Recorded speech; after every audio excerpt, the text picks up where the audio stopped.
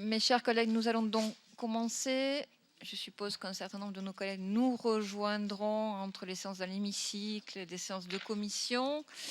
Il y a beaucoup de travail ces temps-ci à l'Assemblée nationale.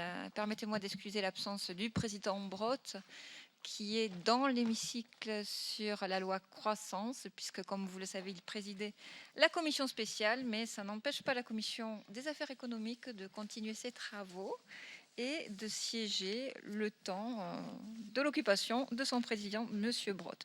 Donc aujourd'hui, à notre ordre du jour, nous avons l'audition de Mme Sylvia Pinel, notre ministre. Je la remercie d'être présente, la ministre du Logement, de l'Égalité des Territoires et de la Ruralité.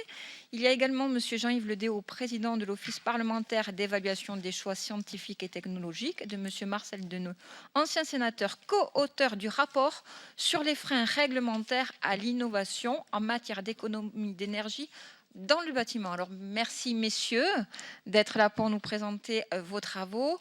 Je crois que nous allons commencer dans l'ordre par une présentation de monsieur Ledéault. Ensuite, nous donnerons la parole à monsieur Deneux.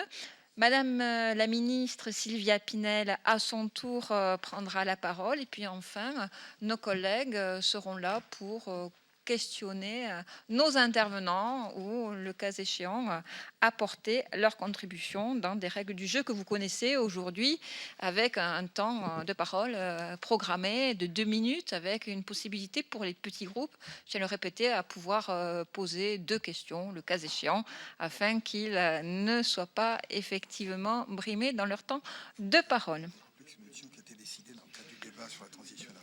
Alors, juste, pardon, monsieur Bureau. Oui. Non, de 2 minutes, j'en suis désolée, nous avons pris, voilà. Exactement, 2 fois 2, car effectivement, ça permet comme ça de faire circuler la parole et que ça n'y ait pas une monopolisation à un moment donné sur un monologue. Et donc, vous dire tout simplement que cette audition avait été décidée lors des débats sur la transition énergétique. Donc, nous sommes dans la continuité de nos travaux, puisque également la Commission des affaires économiques a la compétence en matière d'énergie. Sans plus tarder,